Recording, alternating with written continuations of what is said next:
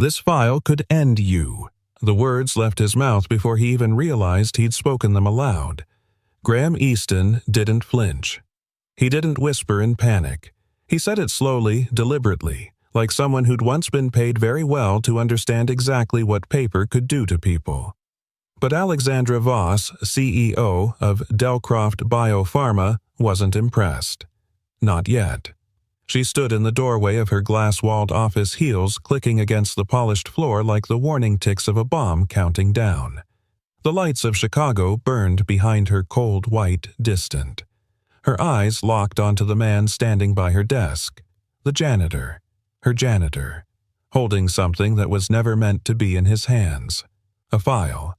A file that should have been locked, a file that should have been destroyed, a file that if signed would have legally hung her. "What did you just say to me?" Alexandra's voice was low and sharp. No raised tones, no panic, just venom cooled over ice. Graham didn't answer right away. He placed the file gently, almost respectfully, back onto her desk. He didn't want to smudge the page. The ink was still fresh. The trap was still warm. "I said," he repeated slower, "now this file could end you." Her stilettos clicked closer. One step, then two.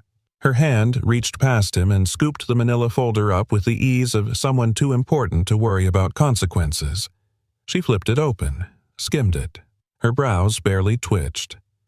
"This is a standard authorization draft," she said flatly. "Final internal approval. You shouldn't be reading it. In fact," she snapped the folder shut. "You have no business being anywhere near it." "Then someone left it in the wrong place," Graham replied. Alexandra's lips curled. "Oh, and you'd know that. How?" He didn't answer, not directly. Instead, Graham stepped back, not from fear, from control. His hand brushed his mop handle leaned neatly against the side of her built-in filing cabinet. It was his anchor, not a weapon. "Not tonight. I mop your floors," he said. "But I used to review documents just like that for companies who thought they were too big to fall." Alexandra blinked. "You're not just a janitor," she said, half laughing, half contemptuous. "Is that what you're trying to say?" "No," he replied, calm. "I'm exactly a janitor. But this," he nodded toward the file in her hand, "is exactly a setup." Now she stepped back.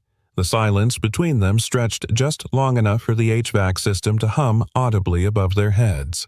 Outside, a gust of wind slammed against the window, making the lights shiver faintly.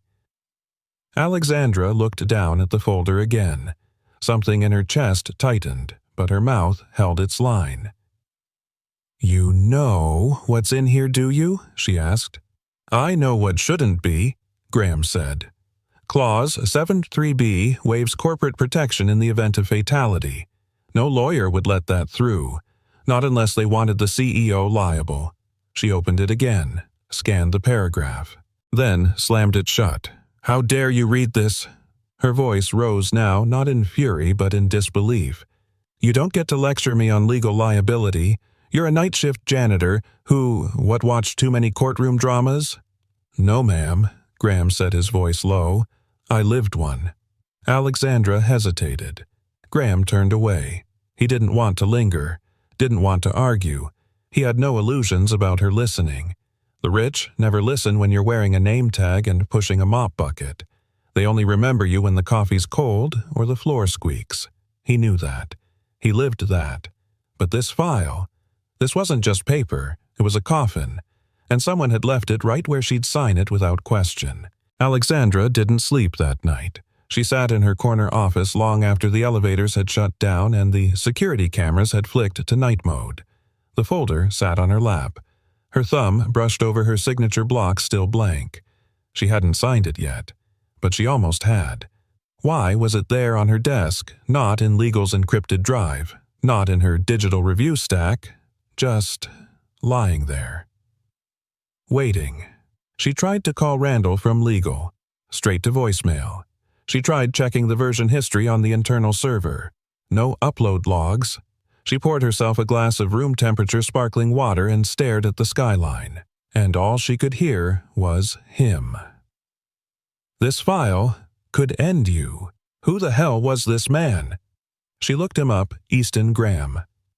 Night janitor hired by Clean Max Services. No prior offenses. Stable, silent, uneventful. That's what the file said. But his eyes said different. She remembered his tone, not the words, the weight behind them. People don't talk like that unless they've been there, unless they've seen someone sign something that shattered everything. She tossed the folder on the desk and stood, then turned back and picked it up again. This time, she didn't look at the cover. She flipped straight to 7.3b. Read it, then read it again, then whispered something she hadn't said out loud in 15 years. Oh my God, he's right. Downstairs in the boiler-level locker room, Graham pulled off his gloves, washed his hands, and checked his phone. A picture of a little girl smiled at him from his lock screen, missing front teeth, freckles, curls. Hi, Daddy. I miss you already. Don't forget my checkup Friday. Emily, 8 years old, chronically ill, fiercely bright. He sat on the bench and stared at her face for a while. Then he sighed and said to no one, "You'd have signed it, Lexi, and they'd have buried you next." He slipped his phone away. There was still trash to take out on the 27th floor, but tonight something else had been cleaned. Not with bleach, with truth, and the first person he'd ever warned hadn't heard him. Yet. Sometimes the most dangerous lies are printed in 12-point font and stapled neatly. Alexandra Voss sat cross-legged on the edge of her leather chaise. The city of Chicago sprawled behind her like a silent jury. The office was still no phone buzzes, no assistant knocking, no curated emails from the PR team trying to spin the week's news. Just her and the file. It sat between her hands now, the paper slightly warped from the steam of her untouched tea. She had read it 3 times. Cover to cover. The contract bore her initials at the top standard practice during internal review. But the contents, they were not what she had last approved, especially not Clause 7.3b. No indemnity. Full personal liability. Her name. Her ruin. Signed, it would have made her the legal scapegoat if something went wrong with Project Halcyon Delcroft's next-gen neurostabilizer. And something was wrong. Graham the janitor had seen it in a flash, and somehow she hadn't. Her own legal team had cleared this, or so she'd thought. She reached for her laptop and logged into the internal version control system. Every document had a fingerprint, a trail, and Alexandra Voss did not sign anything without tracking every last breadcrumb. But when she opened the file logs, her breath caught. Version 3.8. Final uploaded 01:13 a.m. User Dita Beringer at delcroft.com. David Beringer, her chief legal officer, her longest-serving advisor. She stared at the screen, blinking slowly as if the timestamp might shift under scrutiny. But it didn't. He had uploaded this version after she left the office the previous evening, after their final meeting where she had verbally confirmed her approval of version 3.6. There had been no mention of revisions, no request for re-review, only this a quiet substitution. Just enough changes to get her indicted, just enough silence to make it look like her fault. Alexandra stood suddenly, chair wheels groaning beneath her desk. She grabbed her phone and dialed his number. Voicemail. Again. Voicemail. She stared out the window at the jagged skyline. The glass of the Voss Tower reflected her face back at her sharper, now colder than the one in the portrait that hung downstairs in the executive wing. The woman in that frame had built this empire. But the woman tonight, she was 2 pages away from being erased by it. The elevator chimed softly as she descended to the executive archives. It was nearly 2 a.m., and security had already started the lockdown rotation. Her access badge still opened everything for now. She stepped into the cold, sterile document room. Rows of sealed shelves hissed open with a soft whoosh. She pulled the original printouts of Project Halcyon's legal review versions 3.1 through 3.6. All signed, all reviewed. No Clause 7.3b in any of them. She laid them on the table side by side. Her eyes darted across the lines, her fingers following her mind racing. What changed? And how did no one notice? Or had they? 10 hours later, the boardroom was full of glass smiles and espresso-smooth voices. David Barringer arrived 5 minutes late, cufflinks gleaming. He greeted her like nothing had happened. "Alex," he said, sliding into the chair beside her. "Big day. We're getting close on the halcyon sign-off. Just need your final." Alexandra didn't look at him. Instead, she asked, voice low, "Did you work late last night, David?" He paused. Not visibly, but she caught the flick of the eye, the half-beat stall. Reviewing final drafts, he said casually, "And you uploaded version 3.8 personally." He smiled. "Of course. Wanted to make sure everything was in place." She nodded slowly, then turned to him fully, her voice colder than a courtroom verdict. "Then tell me, David, who added Clause 7.3b. Silence. Real silence. The kind that settles over a room like frost." He blinked. "What clause?" Alexandra leaned forward, her tone now like broken glass. "The clause that waives all corporate liability. The clause that pins everything on me. The clause that wasn't in any version I approved." David shifted the ease draining from his features like color from a sick man's face. "You must be mistaken," he said. Her eyes didn't blink. "You uploaded it." There was no shouting, no confrontation, just the weight of two truths colliding. One was betrayal, the other was her knowing. That evening, alone in her office once more, Alexandra stared at the pile of shredded paper in her bin. She had destroyed every copy of version 3.8 with her own hands, but not before photographing every page, and not before printing one more duplicate for herself. She folded it slowly and slid it into a plain envelope. No label, no initials. Then, without quite knowing why, she opened the employee directory and searched Easton Graham. Clean Max Janitorial. Her finger hovered over the entry. She didn't know what he wanted. She didn't care, but something in his voice last night still clung to her ribs like dust in a forgotten hallway. This file could end you. He hadn't said it to threaten, he'd said it to warn. She looked again at the paper in her hands, and for the first time in a long time, Alexandra Voss, the woman in the frame, the empire in heels, felt something she had long taught herself to dismiss. Doubt. Not in herself, but in those she'd let closest. The light above the bathroom mirror buzzed a tired hum in an otherwise silent apartment. Graham Easton stood in front of the sink, sleeves rolled up, hands motionless beneath the running water.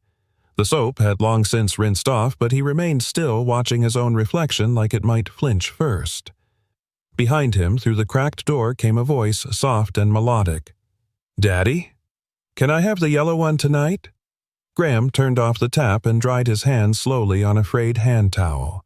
He stepped out into the narrow hallway where the wallpaper had begun to curl near the corners, and a lone nightlight cast sleepy shadows onto the floor. His daughter was sitting cross-legged on her bed, hugging a stuffed dinosaur with one hand and pointing to the amber prescription bottle with the other. Emily, 8 years old. Brown curls slightly damp from her bath, eyes wide with trust. "The yellow one," she repeated, "makes my legs feel quiet." Graham knelt beside her bed. He unscrewed the child-proof cap with practiced ease and poured one tablet into his palm. Then he paused. His eyes didn't move from the pill. "Daddy?" she asked, voice uncertain now. He looked up smiling and kissed the top of her head. "Not tonight, sweet pea. Let's try something gentler." Emily frowned. "But I didn't fall last night. The yellow one helps." "I know," he said gently. "But your legs might be quiet already. Let's listen, okay?" She gave a small nod, curling back under her blanket with a sleepy murmur of protest. As he tucked her in, Graham's gaze drifted to the bottle label. Halcyon Neurophase, Pediatric Trial Compound, RX 000037A, discontinued. Discontinued, for most, but not for Emily. Not when a crooked doctor at County General had offered it under the table 2 years ago. Graham had refused. He hadn't liked the tone the man used. Words like cutting edge and compassionate protocol all dressed up to hide the fact that no one knew what the hell the drug really did. Weeks later, 2 kids in Michigan went into seizures. 1 died. The FDA issued a warning. Halcyon disappeared. Or so he'd thought. Graham sat alone at the kitchen table surrounded by the quiet buzz of a home that had learned to live with grief and make peace with silence. The documents he had found in Alexandra Voss's office were still fresh in his mind. Now that he knew the drug at the center of the file was halcyon, just repackaged under a new clinical name, his chest tightened with something colder than anger. Recognition. "They're bringing it back," he whispered. He opened his old laptop, one that still bore the faded logo of the firm he once worked at before life shattered like glass. Monroe, Hayes, and Levinson. Pharmaceuticals and Regulatory Affairs Division. He typed Halcyon, then Neurophase, then Delcroft Holdings. Within minutes he found it, Halcyon. The Reinvention of Trust, internal white paper. It was Delcroft's new rollout. Glossy branding. Promises of safety. But buried near the end beneath layers of public relations sugarcoating was a key phrase. Neurophase is chemically identical to the original Halcyon compound with adjusted dosage protocols and phased trial re-entry through private partnerships. Adjusted dosage. Private partnerships. Same poison, new bow, Graham muttered. He sat back in his chair staring at the screen until the words blurred. His jaw clenched as a storm of memories flooded in courtrooms, testimonies, sealed settlements the night he chose to walk away from it all after his wife passed, and the firm offered him a buyout wrapped in silence. He left it behind. All of it. But Halcyon had followed him, right to his daughter's bedside. Morning came quietly. Graham made eggs, toast, and oatmeal. Emily liked the oatmeal best when he added cinnamon and drew little hearts in it with syrup. She sat at the kitchen counter still in her pajamas, swinging her legs as she ate. "Daddy, yeah, Em, who's Miss Voss?"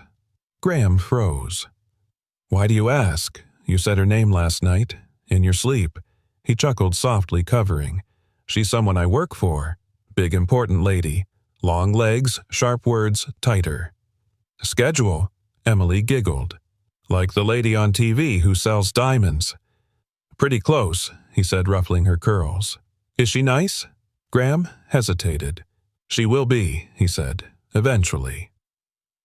That afternoon, while Emily was at her tutoring session, Graham sat on a bench outside the Delcroft Medical Campus with a notebook in hand. The breeze rustled the pages, but he didn't look up. Instead, he wrote Project Halcyon. Original trial compound, 2009 to 2019. Internal deaths, 3 confirmed, 9 unconfirmed. FDA, hold August 2019. Trial leader, Dr. V. Sanborn, disbarred 2021. New sponsor, Delcroft Holdings. CEO, Alexandra Voss. Legal oversight, David Berenger. Then he underlined one line 3 times. Emily, declined trial 2019, still has sample. He sat back, eyes narrowing. Someone at Delcroft had buried the past, hidden the risk, built a house of cards with false floors, and, Graham Easton janitor or not, had just found the blueprint. That evening, as he scrubbed the hallway outside the executive wing, he paused beside the glass wall of Alexandra's office. The light inside was still on, though she wasn't there. A framed portrait of her stood on the corner of her desk, backlit by the skyline. Elegant, stoic, impeccable. And yet, beneath that controlled exterior, Graham now saw it. She wasn't just the CEO. She was the face they were preparing to burn if Halcyon backfired again. A fireproof shield made of reputation and tailored suits. He tightened his grip on the mop, then whispered to himself, "Not this time. You've got some nerve walking into my office like you belong here." The words were ice-tipped and sharp, slicing through the air before Graham had even crossed the threshold. He stopped just past the doorframe. Alexandra Voss stood by the floor-to-ceiling windows of her executive suite, arms crossed backlit by a skyline that bled into dusk. Her heels clicked once against the polished marble as she turned to face him. She was every inch the Queen of Delcroft, composed, commanding, lethal in posture. But Graham had seen the flicker of doubt in her eyes 3 nights ago, right after he'd said, "This file could end you."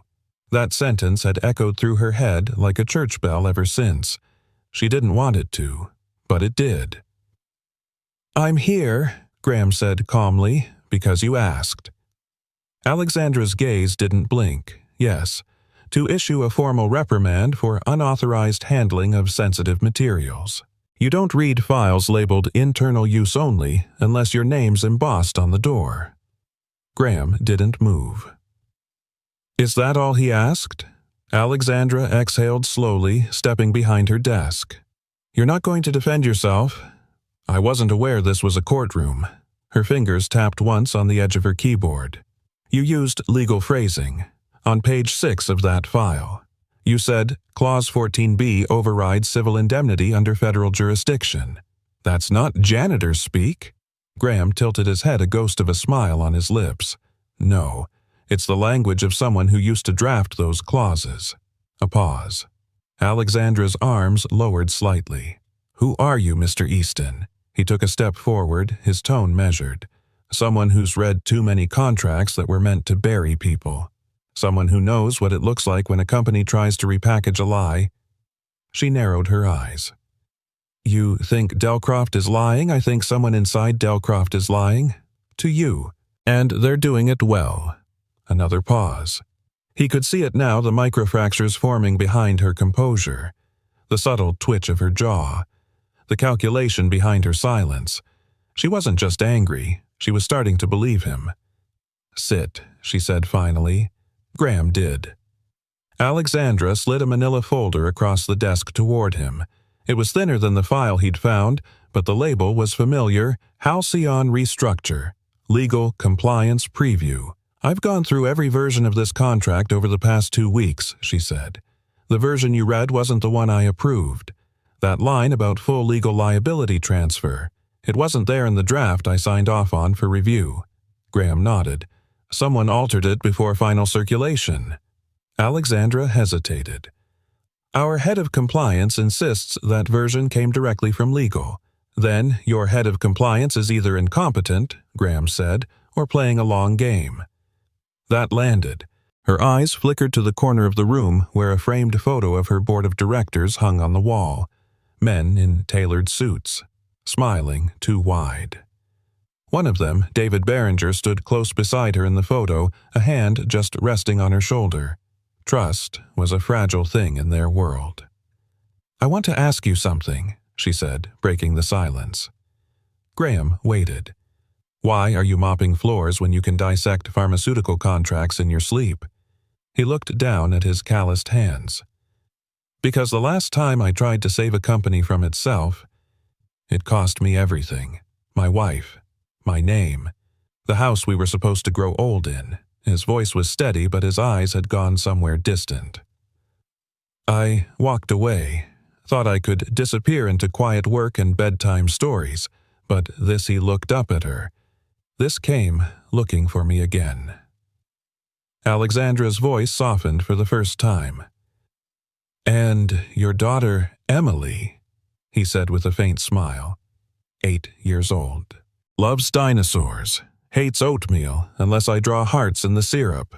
And she—" Alexandra hesitated. "She was almost prescribed Halcyon off the books," Graham said. "I walked out of the clinic before the doctor could finish his sentence." Alexandra leaned back in her chair. "I had no idea, no." Graham said you didn't, but you do now." She stood and walked toward the window again, arms wrapped tightly across her body. For a long time, neither of them spoke. Then she said, without turning around, "They've isolated me, bit by bit. Every time I tried to audit our pipeline, someone rerouted it. Every time I questioned a number, I was handed a sanitized summary. I thought I was losing my grip, but now—" She turned back to him. "Now I think they're tightening a noose." Graham stood. "You're not crazy," he said quietly. "You're being framed." She studied him again, but this time her eyes didn't hold contempt. They held something dangerously close to trust. "What do you want from me, Mr. Easton?" He looked her squarely in the eye. "Nothing," he said. But if you want to survive this, and more importantly, if you want to walk out of it with your name still meaning something, you're going to need someone who doesn't owe anyone on that board a damn thing. A beat. Alexandra nodded once. Then she extended her hand. Let's find out who's rewriting the story. Graham took her hand firm and steady. I already have a headline, he said with a small smirk. Starts with, "The janitor who saw the truth." She smirked back. Let's just hope it doesn't end with, "and was never seen again." As Graham turned to leave, Alexandra called after him, "Easton." He stopped. "I don't thank people easily," she said. "But tonight, thank you." Graham gave her a half nod. "Just don't sign anything alone." Then he walked out, leaving Alexandra standing in her glass fortress staring at the city lights below with a strange new weight in her chest. For the first time in years, she wasn't just fighting for the company. She was fighting with someone. And that changed everything.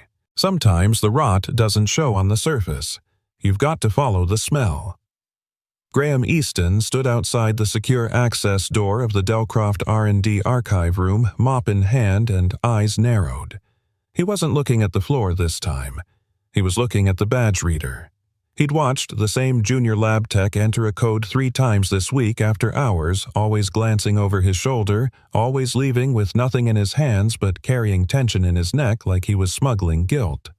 Tonight, Graham wasn't mopping. He was watching. As the lab tech exited, rushed, avoiding eye contact, Graham moved. Fast. He slipped inside the door before it clicked shut. The room was cold, clinical. Rows of filing cabinets lined one wall, but it was the digital terminal at the center table that caught his eye. Graham had memorized Delcroft's internal system years ago, back when he was still in pharmaceuticals. The structure was different now. New faces, new firewalls, but corruption still left the same fingerprints. He sat at the console and began tracing internal file revisions for Project Halcyon. Legal drafts, safety trials, mortality rates. Each document had a version history.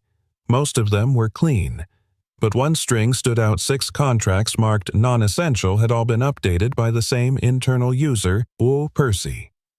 Assist, Jennifer Percy, Alexandra Voss's executive assistant. Graham's jaw clenched. He remembered her from the elevator. Impeccable posture, eyes too fast, the kind of smile that never reached the pupils. She had access. He kept digging. 2 of the documents were standard NDA refreshers. Boring. But the third, labeled Case X21 Review Delay Notice, made his chest tighten. It referenced a patient trial from 6 weeks ago. The name was redacted. But the attached summary told the story no one wanted in writing. Subject deceased. Internal investigation deferred. File closed. Graham exhaled, cold and bitter. Someone had died, and the paper trail had been paved over with silence. He pulled out his phone and snapped discrete photos of the files one by one. And that's when he heard it. Click. Not the sound of a door opening, the sound of a lock re-engaging. He turned. The lab lights dimmed by half, a silent alarm. He was locked in. Graham didn't panic, not yet. He quickly disabled the monitor, slipped back into the janitor's posture, and grabbed the mop. If someone opened that door, they'd see nothing but an old man cleaning floors. But it wasn't a security guard who walked in, it was Alexandra. She didn't flinch when she saw him. "I figured you'd be here," she said. Graham raised an eyebrow. "You triggered the lockdown?" "No," she replied. "Jennifer did, but I told security to ignore it."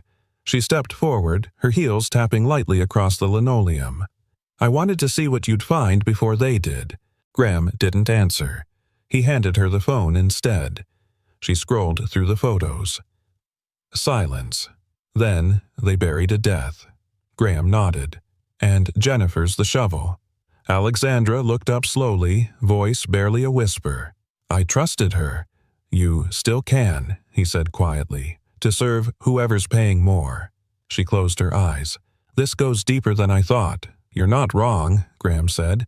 "This isn't just incompetence. This is orchestration." Alexandra exhaled anger rising beneath her ribs like heat behind glass. "They used my name to approve this. My initials are on the bottom of that file. And when it blows up, Graham added, they'll say you rushed the trial, overrode objections, made the call alone. She swallowed. Hard. Then someone has to stop it before it goes public. Graham paused. No, he said. Someone has to stop it before another child dies. That hit harder than anything yet. Her hands tightened on the phone. Her nails dug into the screen. They'll come after us, she whispered. They already are. He looked at her not as a janitor, not even as a former legal counsel, as a father. Someone sent me a message last week, he said. No name. Just 10 words. Stay silent, and your daughter stays breathing. Alexandra froze. Graham's voice dropped. That's when I knew I wasn't dealing with careless executives. I was dealing with people who know how to erase things. She handed the phone back to him and stepped back, nodding slowly. Then she looked at him not as her employee, not even as a rogue ally, but as the one person who hadn't lied to her. You still have your clearance badge? She asked. He raised an eyebrow. I've got a screwdriver and a very convincing maintenance smile. She cracked the faintest grin, then lost it just as fast. Come to my office tomorrow. Before anyone arrives, we'll start with Jennifer's files. Quietly, Graham said. Quietly. Then she turned to leave, but stopped at the door. You once said the file could end me. I meant it, he said. She looked over her shoulder. Well, now we both know it could end more than just me. And then she was gone. Graham stood in the middle of a room filled with shadows and secrets. He looked around once more. Then he whispered almost to himself, Let's see how deep the rot goes. You ever realize too late that silence is just another way of bleeding? Graham Easton never made the same mistake twice.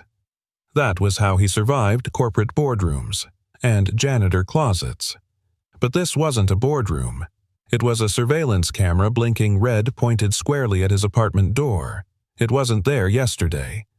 He turned slowly as if checking his mailbox, heart heavy with the weight of what he knew, what he'd seen in that lab, what Alexandra now knew too, and what someone else clearly feared they knew. Inside the apartment, Emily's soft coughing echoed from the hallway. He walked in, locked the door behind him, and drew the curtain not because the sunlight bothered him, but because eyes had learned to hide behind light. His phone buzzed. A text from an unknown number. You speak, and your daughter stops breathing. Stay clean, janitor. Graham stared at the words for a long time. No threats, no demands, just that. He deleted the message, powered off the phone, and dropped it into the kitchen sink. The kettle was already boiling Emily's tea. He kept his voice light as she walked in, blanket wrapped around her tiny frame like a cloak of defiance. You okay, Bumblebee? She nodded. Dreamed we were on a boat. You were fixing the sails. He smiled faintly, pouring chamomile into her favorite owl mug. Sounds like I need to get better at sailing.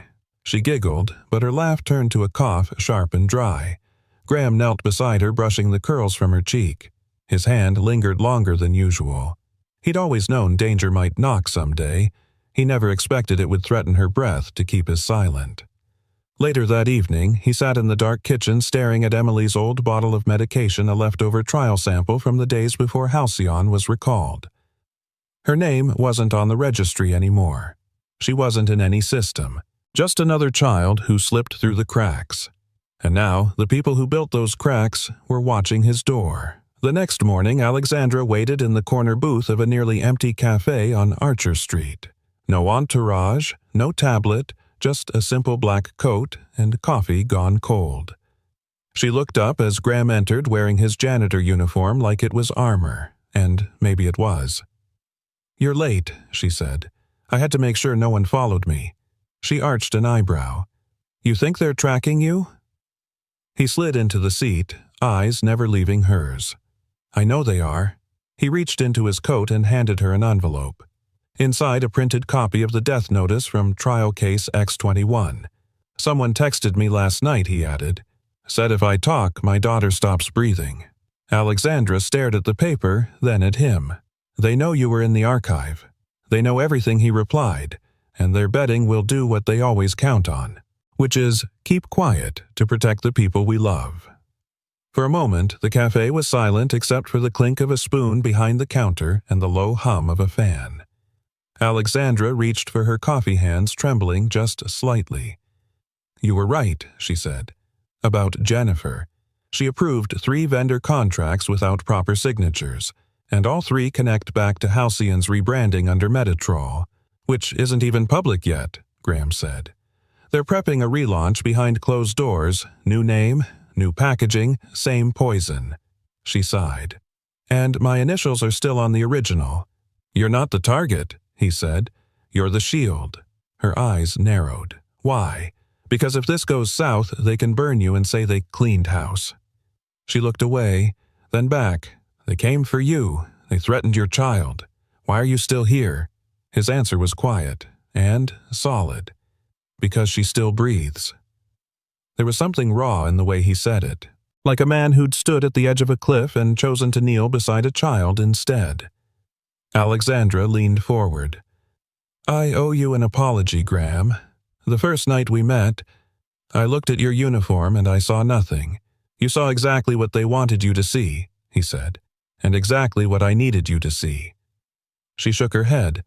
"I keep thinking if I had signed that document—" "You didn't, but I almost did." "You didn't." She looked up at him, voice breaking for the first time. "Why didn't you just walk away?" He didn't smile, didn't blink. "Because people like me don't get to walk away. We get to mop up after the people who do." Alexandra swallowed hard. "I want to fix this." He nodded slowly. "Then we start by taking away their shadows. How by dragging their names into the light." Just then, the waitress approached with menus, but Alexandra waved her off. "No dinner tonight," she murmured. "This isn't that kind of meeting." As they stood to leave, she placed a hand on his arm. "I don't trust anyone in my office anymore," she whispered. "But I trust you." Graham met her eyes. "Then you're already doing better than yesterday." They stepped out into the night, not allies, not equals, but 2 people who knew the cost of silence, and chose together to break it. They bury the truth in footnotes, but it still bleeds through the margins. Graham Easton moved like a shadow through Delcroft's lower wing, the part of the building no one really noticed anymore. Cardboard boxes, filing cabinets with expired badges taped shut, an old fax machine blinking endlessly with paper jams from 2009. But in his mind, every step cracked louder than gunfire. No janitor belonged here after hours, especially not one carrying a stolen ID badge and a hand-sketched floor plan printed on the back of his daughter's art homework. The archive room sat behind a gray steel door marked Records. Sub-D. No keypad, just a lock. Mechanical. Old school. Good. He reached into his work belt, pulling out a thin, curved piece of metal, not a tool from the janitor cart, but something older. Rusted, worn. Like it had unlocked more than doors in its time. The click was soft. The kind that didn't echo, only warned. Inside, the room was cool and dry. Shelves of binders, each tagged with dates department's initials. Not digitized. Not yet. Delcroft had kept these paper trails analog, which made them dangerous. Exactly what Graham needed. He moved methodically. Contracts, amendments, approvals. Then he saw it. Project Halcyon. Phase reinstatement proposal. Redacted copy. He flipped it open, and his stomach turned. Entire paragraphs were blacked out, but Graham knew what should have been there. He'd written clauses like these in another life.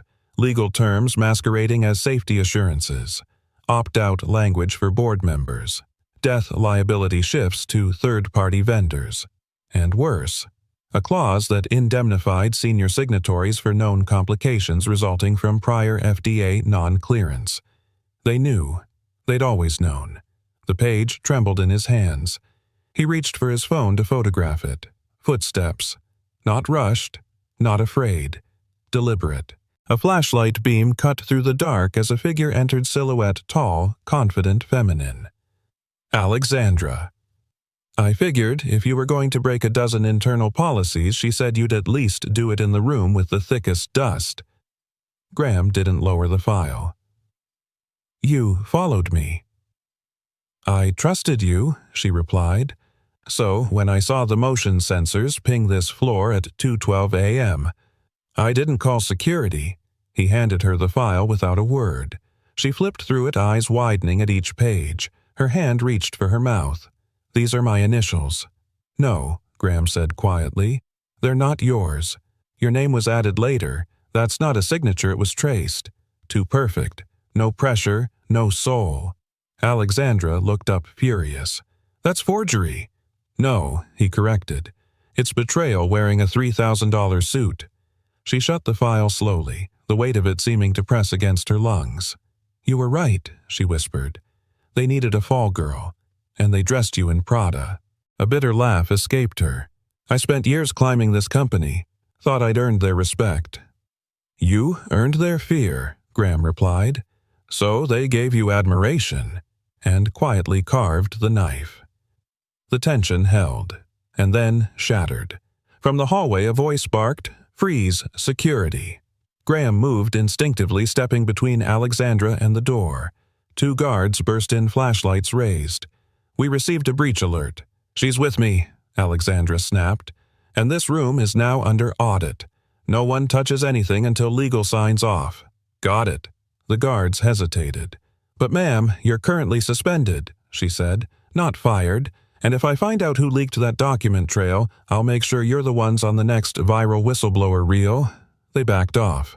Alexandra turned to Graham. We need to go. Now. As they slipped out through the stairwell, Graham asked quietly, Why'd you come? She looked at him. Because you weren't wrong. And now, she said, voice steady. I need your help. By sunrise, Alexandra had officially been suspended by Delcroft's board pending investigation into procedural overreach. Her parking pass was deactivated, her access code deleted. But she didn't flinch. She had a different plan. That morning, Graham stood on her front porch, holding Emily in one arm, a box of medical supplies in the other. You sure about this? He asked. Alexandra opened the door wider, nodding. Emily will be safe here, and I'll sleep better knowing she's not a pawn in someone else's game. Emily looked up at her shyly. You're the lady from the coffee shop, she said. Alexandra knelt beside her. And you're the girl who draws stars on everything. Emily smiled. In the living room, Graham placed the box down. I don't trust hospitals anymore, he admitted. They're too quick to trade pills for hope. I know, Alexandra said, but we can buy her time. Time to get well. Time to fight this the right way. He turned to her. You're not CEO anymore. No, she said, but I'm still human, and that should be enough. They stood there, not touching, not needing to. Outside, the world still believed the janitor was silent and the CEO was disposable. But inside that house, something had shifted. The truth had found a voice. And for the first time in years, neither of them felt alone. Graham Easton stared at the rejection letter like it was written in another language. His hand, still calloused from a lifetime of hard work, trembled as he lowered the page. We regret to inform you that due to recent internal policy revisions and pending investigations related to your employment at Delcroft, Emily Easton no longer qualifies for patient assistance under the Delcroft Compassionate Care Program. He didn't say a word, didn't scream, didn't curse. He just folded the letter in half, then again, until it was no bigger than a pill and just as bitter. Emily lay in the next room asleep, or pretending to be. She'd grown used to the sounds of disappointment. They no longer startled her, only dulled her, only dug the silence deeper. Alexandra stood in the doorway watching him. I'm sorry. No, Graham said, voice low. You've already given us more than anyone else ever has. She stepped into the kitchen barefoot in jeans and an old college sweatshirt. Not a trace of the woman who once walked marble floors in Louboutin heels.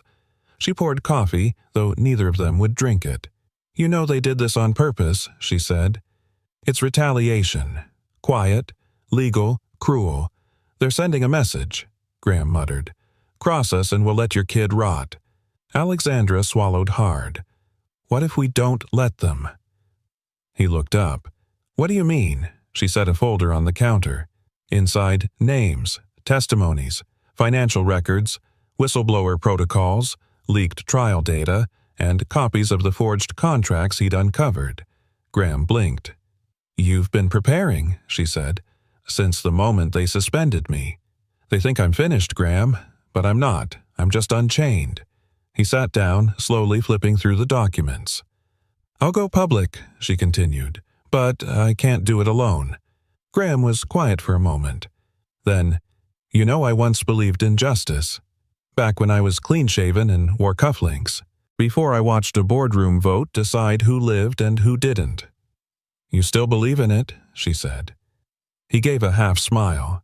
"No, but I believe in Emily." That was enough. Later that night he watched Emily sleep curled under a blanket she'd knitted herself with uneven rows and too many purple stripes. She coughed in her sleep, soft, raspy. He looked at the pill bottle on the nightstand. 2 doses left. Maybe 3 if he stretched. The new experimental drug, the legal version of Halcyon, had been approved. But access only for those who could afford it, or whose insurance hadn't been yanked for political reasons. She didn't qualify. Not anymore. He stepped out into the hallway, only to find Alexandra standing there with a soft expression holding her phone. "I called in a favor," she said. Alexandra, no strings, just one decent human in a sea of cowards. He followed her downstairs, where a quiet nurse in navy scrubs waited with a cooler and soft eyes. "Your daughter's case was moved to a partner foundation," Alexandra explained.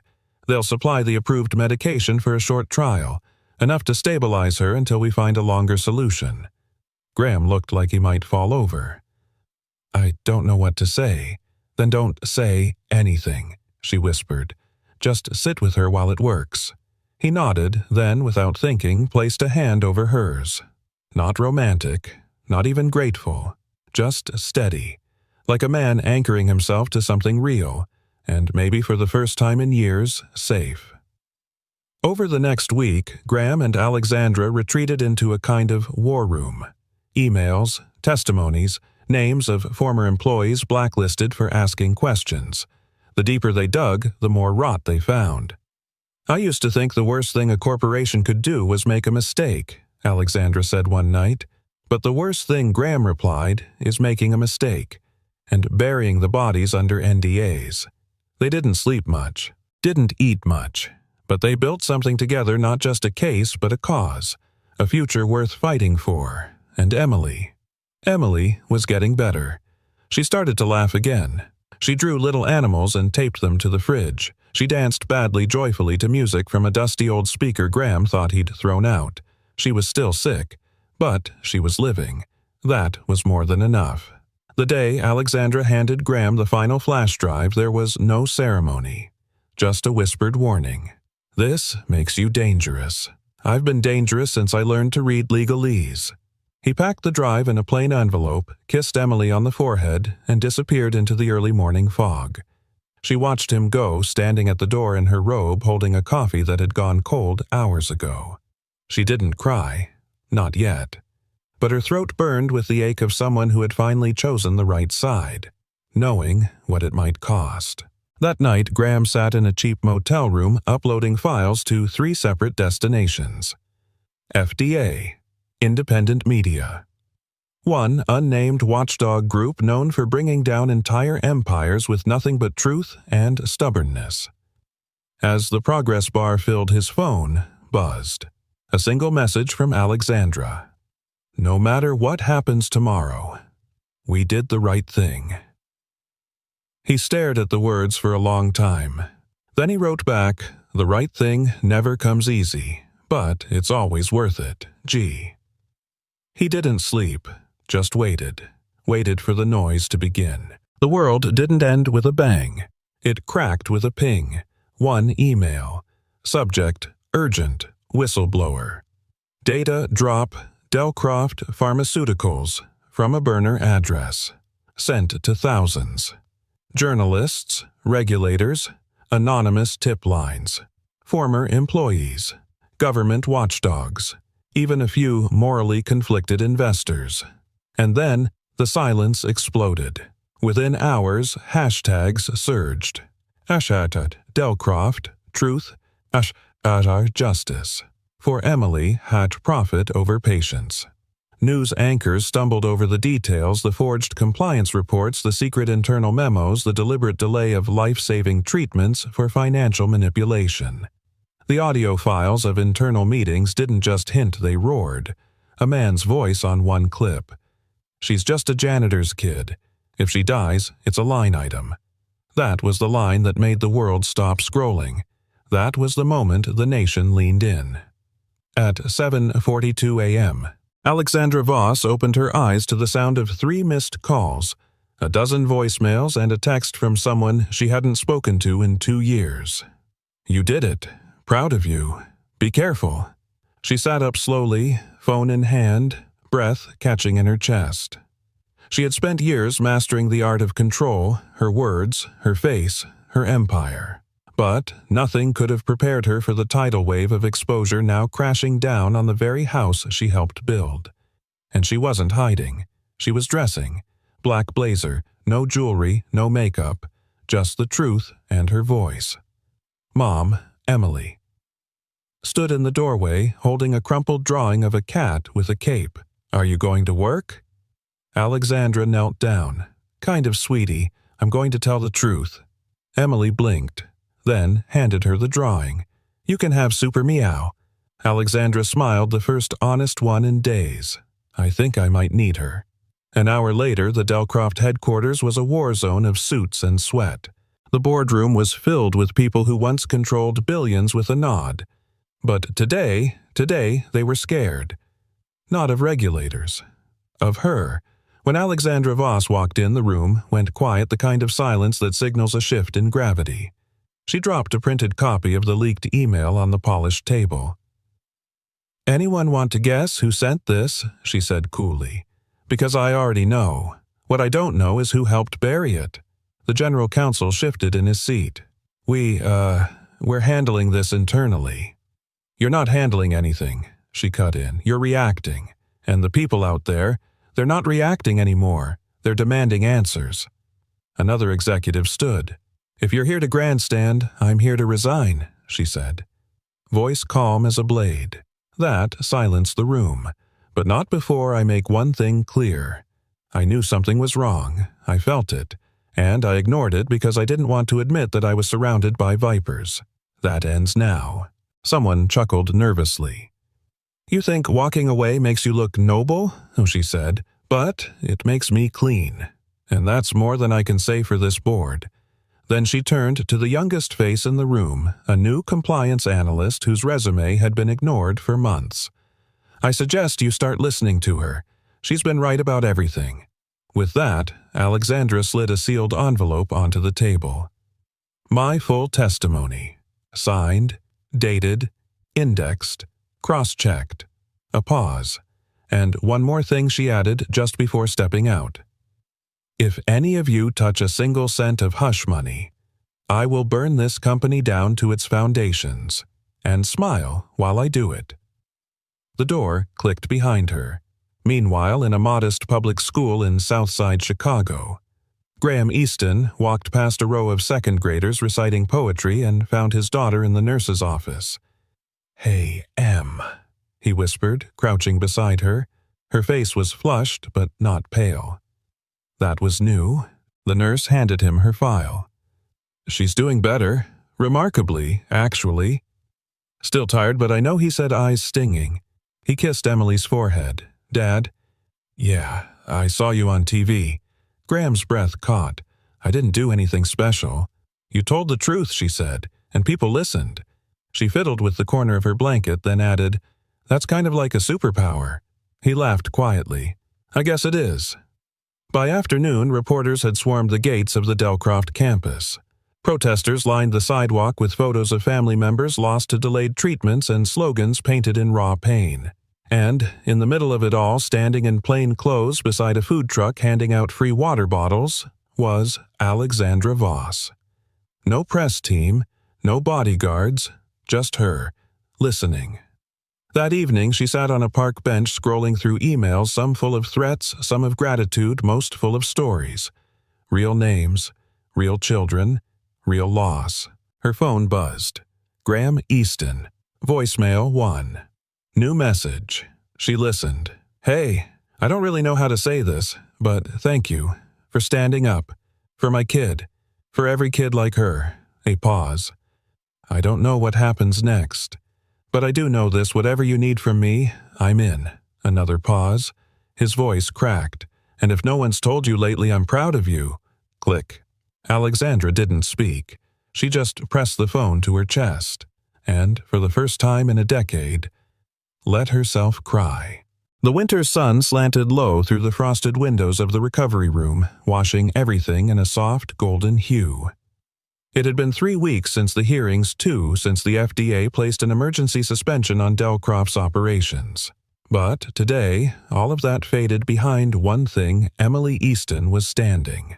Not wobbling, not leaning on the rails of her hospital bed. Standing. Her tiny fingers trembled around the edge of the window frame, her knuckles pale, her breath short. But she was upright, and for the first time in her 8 years of life, she was taller than the dollhouse in the corner. Graham's heart slammed against his ribs as he dropped the blanket he was folding. She turned her head slowly, lips parted in disbelief. Dad. Look. Her knees shook. A tube still ran from her wrist. Monitors blinked behind her, but she smiled, and then she whispered almost like she didn't want the moment to vanish. It doesn't hurt today. Graham knelt beside her, arms shaking now more than hers. He didn't say a word. He just held her hand. Across the room, Alexandra stood quietly, a coffee untouched in her hand. She'd been there every day since Graham and Emily moved into her estate's guest house, partly for safety, partly because there was no better medical care than what she could offer, and partly because she couldn't stay away. Today, she didn't offer a comment. No strategy, no advice, no defense. She just let herself cry. By evening, Graham found himself in the vast kitchen spooning soup into 2 bowls, the scent of garlic and thyme grounding him in the reel. Alexandra walked in behind him, pulling her hair into a loose knot. She stood, he said. I saw silence. Then she added, and not because of Delcroft's version. Graham paused. You mean the trial batch? Alexandra nodded. The FDA greenlit the variant from the original Swiss research. The clean one. No tampered modifiers, no suppressed trials. You helped make that happen. I didn't do it alone. No, she murmured, but you were the first person who saw through it, who wasn't afraid to speak when everyone else was blind, or pretending to be. He turned bowl in hand. What you're building now, this nonprofit, what are you going to call it? She smiled, a rare, gentle smile. Halcyon, the way it should have been. We'll reclaim the name, clear the poison from it. No profits, no boards, just care for patients like Emily. For whistleblowers who lost everything. For the ones no one believes. Graham exhaled slowly. You're not the same woman who walked into that office 3 months ago. Her eyes locked with his. Neither are you. Then after a pause she added, Graham, I want you to be the director of field advocacy. Help people like you used to be. Like I used to ignore. He blinked. I'm a janitor. No, she said firmly. You were a legal strategist who dismantled one of the most corrupt medical boards in the country while scrubbing floors and caring for a sick daughter. That's not janitorial work. That's heroism. He chuckled, voice rough. You've changed, Lex. Maybe I just started listening. Later that week, the first board meeting of the Halcyon Foundation took place in a modest community center downtown.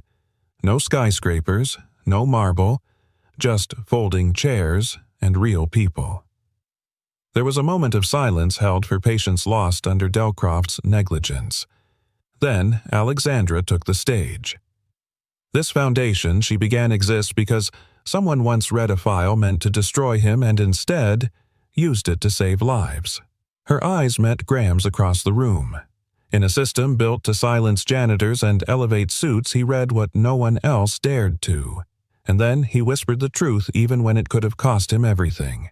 She stepped aside, and to everyone's surprise, including Graham's, she called forward a tiny figure in a pale blue dress with a brace still visible under the hem. Emily Easton has something to say. Graham shot up halfway protective, confused, but Alexandra nodded to reassure him. Emily walked forward a little shaky, gripping a note card. She stood on tiptoes to reach the mic. My dad used to come home tired and not say much, but one night he read something, a file, and he told someone it was dangerous, and that saved her. And later, it saved me too. She paused, then looked right at the crowd. Most people think heroes wear white coats or have fancy names on big doors, but my hero wears old boots and once carried a mop. The room fell silent. Graham had stopped breathing, then applause. Not polite applause, thunderous, rattling, the kind that didn't care if you were rich, poor CEO or janitor, just human. Later that night, Graham stood alone in the hallway of the Foundation's new office, staring at a glass case bolted into the wall. Inside was a file folder, worn, slightly stained from a long-ago coffee ring. On the label, internal use only, final approval draft. Beneath it, a small plaque read, "Sometimes the mop sees what the microscope misses." He didn't hear her footsteps, but he knew it was her. Alexandra stopped beside him. "We framed the file, the one that almost ended me." He looked over. "No, the one that started everything." They stood there a while, just looking, past regrets, past blame, past anger. Then she whispered, "I'm glad it was you who found it." He smiled. "Me too." The auditorium was small, just enough for family faculty and a few dozen guests who'd arrived early and lingered late. Folding chairs lined the polished floor beneath strings of white lights, the kind you'd find at a backyard wedding. Not grand, not theatrical, but real. Graham Easton sat in the third row, his calloused hands folded tightly in his lap. His work boots, scuffed and worn, tapped gently against the linoleum with quiet, measured rhythm. Next to him sat Emily, now in a soft yellow dress, her auburn hair braided neatly with a white ribbon. Her braces had come off last month. Today, she was walking on her own. Today, she would speak. Up front, a sign read, "Certificate of Completion." Patient Support Program beneath it. Smaller text, "For individuals who dedicate their lives to the healing of others." Graham's name was listed first. The master of ceremonies, a kindly woman in a blue cardigan, stepped up to the podium. "We're here today to honor graduates from our first Halcyon Patient Advocate Program, people who've walked through fire so others wouldn't have to." A pause. "And we thought it would be fitting if today someone else introduced our keynote honoree." She turned to the side. Emily. The room held its breath. Emily stood carefully and walked the length of the aisle on her own 2 feet, step by step. You could hear tissues rustling from handbags, a few sniffles in the back. Graham didn't move. He couldn't. His chest felt like it was holding back a dam. Emily climbed the 3 shallow stairs to the stage, one hand steadying herself on the railing. When she reached the microphone, she pulled out a folded piece of paper, then paused. "I wrote a speech," she said, "but I want to say something from my heart instead." The crowd stilled. She looked straight ahead. "My dad used to come home smelling like bleach. He always smiled even when I knew he was tired. When the medicine didn't work, he never gave up. When I cried, he sat beside me until I stopped. And when no one else believed the truth, he read it, in a file nobody even wanted to look at." She held up a printed photo, the framed file from the Foundation hallway. "This saved my life, but only because my dad cared enough to read between the lines." She looked at Graham then. "Some people fight with money, some with titles, but my dad fought with silence, with patience, with love." The room broke into soft applause, but Emily wasn't finished. "I once asked him why he was never afraid. He said, 'Because fear doesn't change the truth, but courage does.'" She turned back to the crowd. "I want to be like that." Then she stepped aside, hands shaking, and whispered, "I love you, Dad." Graham rose, blinking fast, and walked to the stage. But instead of taking the podium, he bent down and hugged her, tightly, like he wasn't ready to let go just yet. When he finally faced the crowd, he didn't speak right away, just looked at all the faces in front of him, doctors, nurses, patients, lawyers, janitors. all seated in the same rows. I spent 20 years cleaning up messes made by other people, he began, and for a long time I thought that was all I was good for. His voice was quiet, but no one moved. And then one night I unlocked a drawer and found something that wasn't supposed to exist, a file meant to bury someone else's mistake, a file that could have ended a life, or saved one. He paused. But here's what I've learned. The file didn't matter as much as what you do with what you find. Truth means nothing if you stay quiet. He looked toward Alexandra, seated in the back row. She taught me that power means nothing if you don't use it to protect people. Then to the crowd again. And my daughter, she taught me that hope is the most dangerous thing you can give someone. Dangerous because it dares you to fight harder, to stay longer, to believe when you're tired. A moment passed. I never wanted to be the guy on stage. I just wanted to be the dad who came home with clean hands and a smile. He smiled then, and now, I guess I'm both.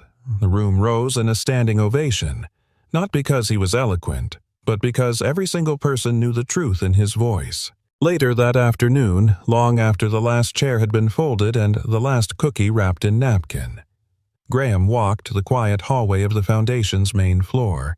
He stopped in front of the framed file once again. The plaque gleamed beneath the soft museum lighting. Sometimes the mop sees what the microscope misses. Still gives me goosebumps, a familiar voice said behind him. Alexandra. She leaned against the wall, arms folded in a simple black blazer and jeans. Not the power suit version of herself, just Lex. You're the reason that file's on the wall, she said. Graham glanced at her. You're the reason it's framed, not shredded. They both smiled. Then Alexandra added softly, It's strange. How something meant to trap us became the bridge between us. Graham nodded. Stranger things have happened. Like a janitor saving a CEO. Or a CEO learning to listen to a janitor, she replied, eyes warm. They stood quietly for a moment, just breathing. Then she nudged him gently. You ever think about what's next for the Foundation, for us? Graham looked down the hallway. Emily's laughter echoed faintly from a nearby room. Then he looked back at Alexandra, his expression unreadable at first, but softening. Let's just keep walking forward, he said. One step at a time. She smiled. Side by side, always. And with that, they walked down the hallway together, not in silence, not in urgency, but in peace. The kind of peace that comes after a storm. The kind you earn. And sometimes, the quietest man in the room carries the heaviest truth. If this story touched your heart even just a little, take a moment to breathe it in. Because sometimes the world doesn't need another hero in a cape. It just needs someone who does the right thing when no one's watching. Tell us. Where in the world are you watching from? We love hearing from our viewers, from New York to New Zealand, from Texas to Tokyo. Drop your city or country in the comments below and let us know you were here. And if you believe in the power of ordinary people doing extraordinary things. If you believe stories can heal, inspire, and remind us what really matters. Make sure to subscribe to this channel. We have many more stories just like this waiting to be told. Thank you. Truly thank you for spending your time with us today. Until next time, stay kind, stay brave, and never stop believing in the quiet ones.